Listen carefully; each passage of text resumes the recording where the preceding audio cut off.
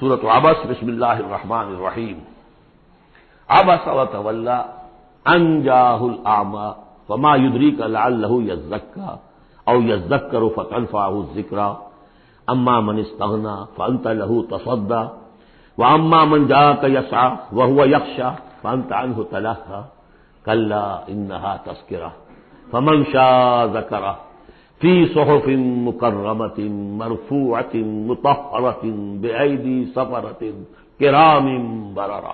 صدق اللہ العظیم۔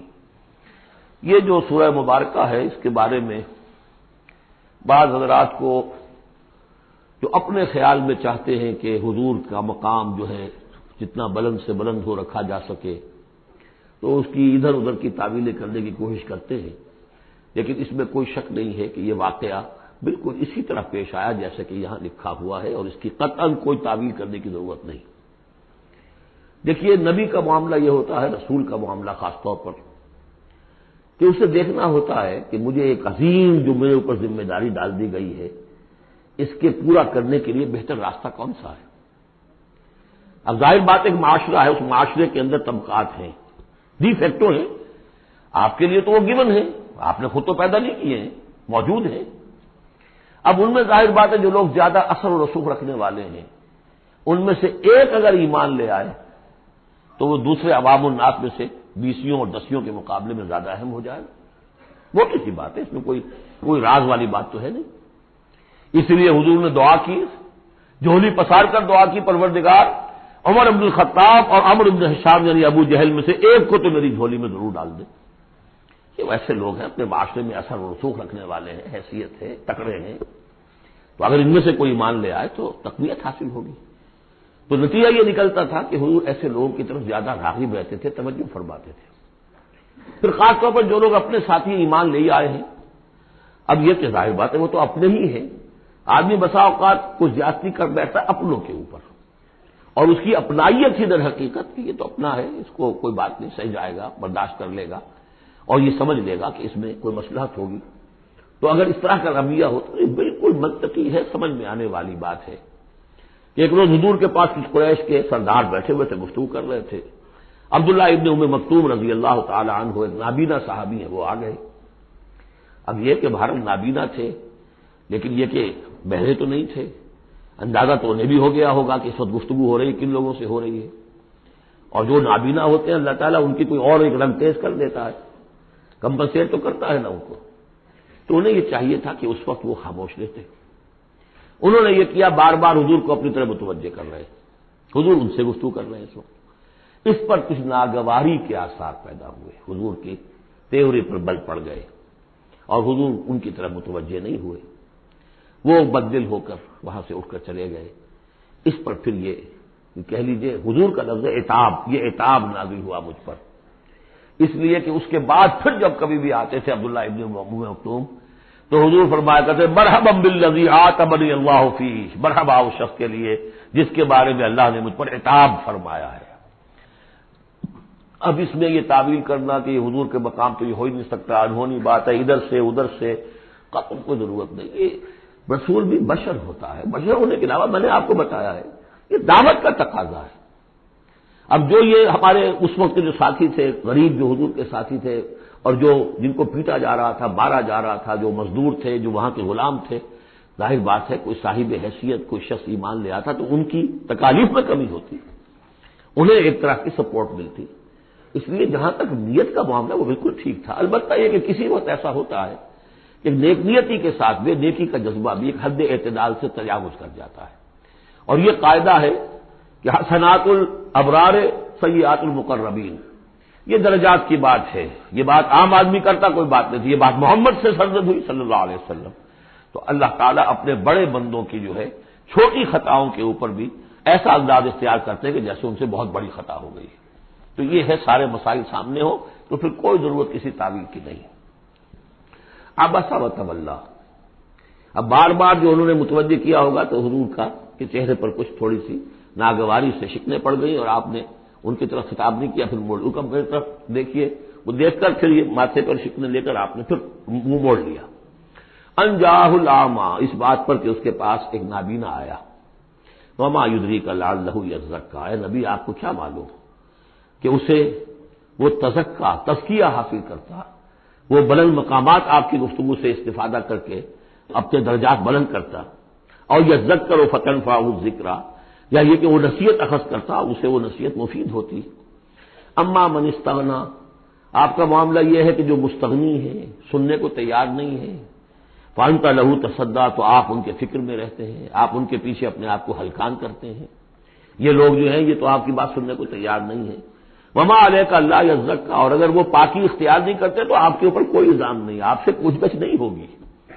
وہ اما من جاءک یسعی، اور وہ کہ جو آیا ہے آپ کے پاس دوڑ کر چل کر آیا ہے، بھاگ کر آیا ہے، وہ یخشی، اس کے دل میں خشیت بھی ہے، فانت عنہ تلہی، تو آپ اس سے کچھ استغنا اور تغافل برت رہے ہیں۔ کلا، ایسا نہ کیجیے، انہا تذکرہ، یہ قرآن تو ایک یاد دہانی ہے، فمن شاء ذکر، جو چاہے اس سے نصیحت اخذ کر لے۔ ابو جہل نہیں کرتا، دفع ہو، ابو لہب نہیں کرتا، دفع ہو۔ جو کرنا چاہتے ہیں آپ کی توجہ ادھر ہونی چاہیے، جیسے سورہ کہف کے اندر آیا، وَاصْبِرْ نَفْسَكَ مَعَ الَّذِينَ يَدْعُونَ رَبَّهُمْ بِالْغَدَاةِ وَالْعَشِيِّ يُرِيدُونَ وَجْهَهُ وَلَا تَعْدُ عَيْنَاكَ عَنْهُمْ تُرِيدُ زِينَةَ الْحَيَاةِ الدُّنْيَا وَلَا تُطِعْ مَنْ أَغْفَلْنَا قَلْبَهُ عَنْ ذِكْرِنَا وَاتَّبَعَ هَوَاهُ فَكَانَ أَمْرُهُ فُرُطًا۔ تو یہ مختلف مواقع پر یہ بات آئی ہے، لیکن ظاہر بات ہے کہ حضور معاذ اللہ ثم معاذ اللہ ثم معاذ اللہ کسی ذاتی غرض کی وجہ سے تو نہیں، اور یہ ہمیشہ ہوگا دعوتوں میں، تحریکوں میں۔ ظاہر بات ہے ہر سطح کے لوگ ہوتے ہیں، اب جو بھی داعی کوئی ہے، کوئی کسی جماعت کا امیر ہے، اب اس کا وہی ہوگا، اور وہ چونکہ ایک کمپلشن ہے کہ جو لوگ معاشرے میں زیادہ مؤثر ہیں، صاحب حیثیت ہیں، ان کا ایمان لے آنا، ان کا ساتھ آ جانا، کسی تحریک میں شامل ہو جانا، وہ اس تحریک کے لیے، اپنے لیے نہیں، ذات کے لیے نہیں، اس تحریک کے لیے، اس دعوت کے لیے، اس مقصد کے لیے یقیناً مفید تر ہے۔ اس حوالے سے معاملہ رہے گا، اور اس میں یقیناً پھر ایسا ہوتا ہے کہ دوسرے طبقات کے لوگ جو ہیں وہ پھر اسے محسوس کرتے ہیں، مغایرت سی ہو جاتی ہے۔ تو یہ در حقیقت دنیا میں بھی یوں سمجھیے کہ ہر اعتبار سے یہ پل صراط جسے ہم کہتے ہیں کہ اس کو بال سے زیادہ باریک اور تلوار کی دھار سے زیادہ تیز ہوگی، وہ اس دنیا میں بھی ہے۔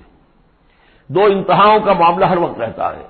کوئی شخص جو ہے وہ اپنی خودداری، عزت نفس کی وجہ سے ایک رویہ اختیار کرتا، دوسرا سمجھتا متکبر ہے یہ۔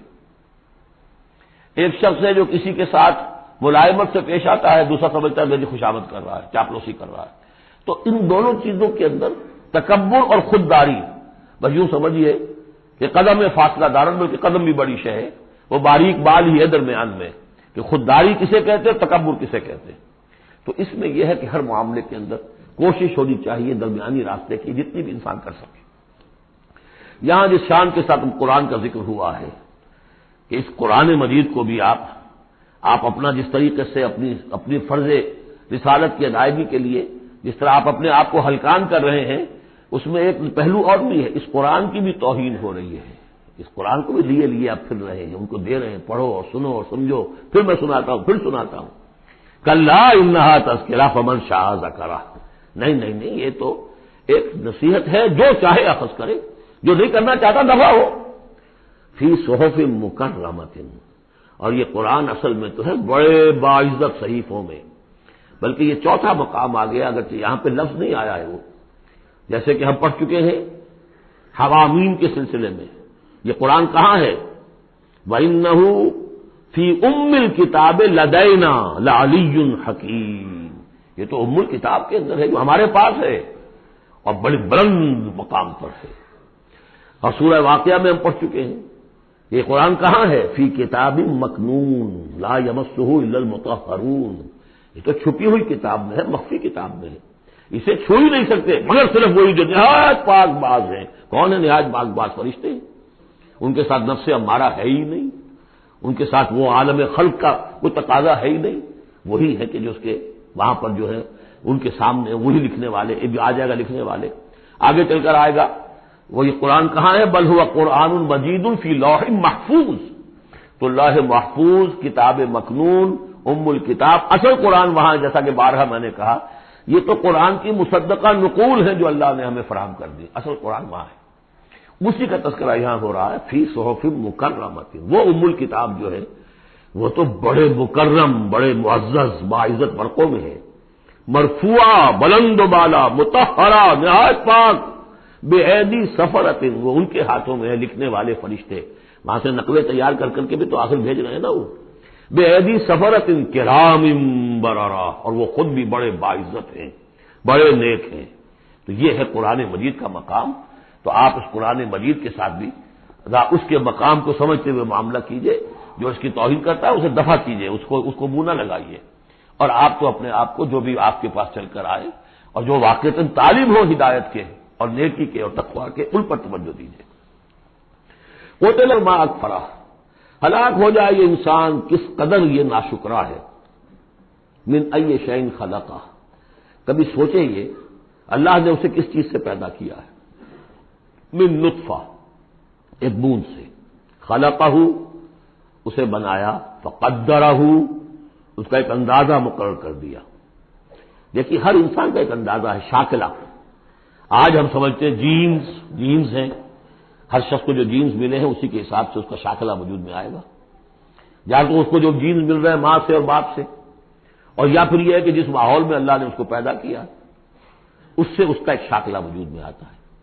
تو فرمایا کہ اس کا پھر ایک اندازہ بھی ہم نے مقرر کر دیا۔ ثم السبیل یسرہ، پھر ہم نے آسان کر دیا اس پر راستہ۔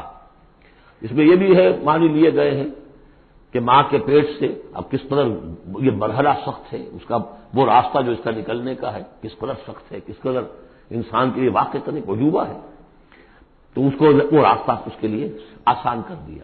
لیکن یہ کہ پوری زندگی کا راستہ بھی ہے۔ ثم اماتہ فاقبرہ، پھر اس پر موت وارد کی اور پھر اسے قبر میں داخل کر دیا۔ ثم اذا شاء انشرہ، پھر جب چاہے گا اسے اٹھا لے گا۔ اب اس میں جو اثر ہے ردم کو دیکھیے، جب نے یہ کیا پھر یہ کیا پھر یہ کیا پھر یہ کیا پھر، تو کیا یہی مشکل ہے کہ دوبارہ اٹھا نہیں سکتا؟ قتل الانسان ما اکفرہ من ای شیء خلقہ، من نطفہ خلقہ فقدرہ ثم السبیل یسرہ ثم اماتہ فاقبرہ ثم اذا شاء انشرہ کلا لما یقض ما امرہ۔ کوئی نہیں، لیکن اس نے تاحال وہ بات پوری نہیں کی جس کا کہ اسے حکم دیا گیا تھا۔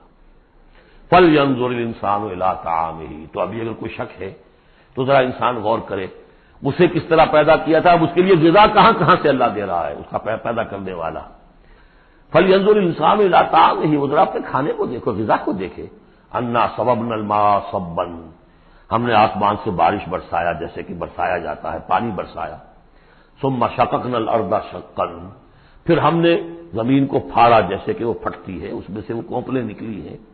فَأَنبَتْنَا فِيهَا حَبًّا، ہم نے اگا دیے اس میں اناج، وَعِنَبًا وَقَضْبًا، اور اس میں انگور بھی اور مختلف ترکاریاں بھی، ککڑیاں وغیرہ، وَزَيْتُونًا، اور زیتون، وَنَخْلًا، اور کھجوریں، وَحَدَائِقَ غُلْبًا، اور بڑے گھنے اور گنجان باغ، وَفَاكِهَةً، اور میوے، وَأَبًّا، اور چارہ تمہارے جانوروں کے لیے، مَتَاعًا لَكُمْ وَلِأَنْعَامِكُمْ، یہ تمہاری ضروریات کی بہم رسانی ہے، تمہارے لیے بھی اور تمہارے چوپایوں کے لیے بھی۔ کس قدر یہ مضامین جو ہے مل رہے ہیں سورہ نازعات کے اور عبس کے۔ فَإِذَا جَاءَتِ الصَّاخَّةُ، وہاں کیا تھا؟ فَإِذَا جَاءَتِ الطَّامَّةُ الْكُبْرىٰ، یہاں آیا فَإِذَا جَاءَتِ الصَّاخَّةُ، جب وہ آ جائے گی کان پھوڑنے والی، یعنی جب وہ سور میں پھونکا جائے گا تو وہ جو کان پھوڑنے والی آواز آئے گی۔ یوم یفر المرء من اخیہ، اس دن بھاگے گا انسان اپنے بھائی سے، وہ امہ ہی، اور اپنی ماں سے، وہ ابی ہے، اور اپنے باپ سے، وہ صاحبت ہی، اپنی بیوی سے، وہ بنی ہے، اپنے بیٹوں سے، لکل امرئ منہم یومئذ شأن یغنیہ، ہر جان کے لیے، ہر انسان کے لیے اس دن ایک ایسی جان پر بنی ہوگی جو ہر ایک سے اسے بالکل بے خبر کر دے گی، وہ اسی میں نفسی نفسی اسی میں الجھا ہوا ہوگا۔ وجوہ یومئذ مسفرہ، اب وہی نقشہ جو سورہ قیامہ میں آیا تھا، وجوہ یومئذ ناظرۃ الی ربہا ناظرہ، ووجوہ یومئذ باسرۃ تظن ان یفعل بہا فاقرہ، وجوہ یومئذ مسفرہ، بہت سے چہرے ہوں گے اس روز روشن، ضاحکۃ مستبشرہ، تبسم ہوگا ان کے چہروں پر، ہنس رہے ہوں گے اور خوشیاں منا رہے ہوں گے۔ ووجوہ یومئذ علیہا غبرہ، اور کچھ چہرے ہوں گے ان کے اوپر دھول پڑی ہوگی، غبار آلود، ترہقھا قطرہ، ان پر سیاہی چھائی ہوئی ہوگی۔ اولئک ھم الکفرۃ الفجرہ، یہی ہے وہ کہ جو منکر ہے اور فاجر ہے، اپنے نفس کے تقاضوں کو پورا کرنے کے لیے وہ تمام حدود سے اور قیود سے آزاد ہو جاتے ہیں۔ بارک اللہ لی ولکم فی القرآن العظیم ونفعنی وإیاکم بالآیات والذکر الحکیم۔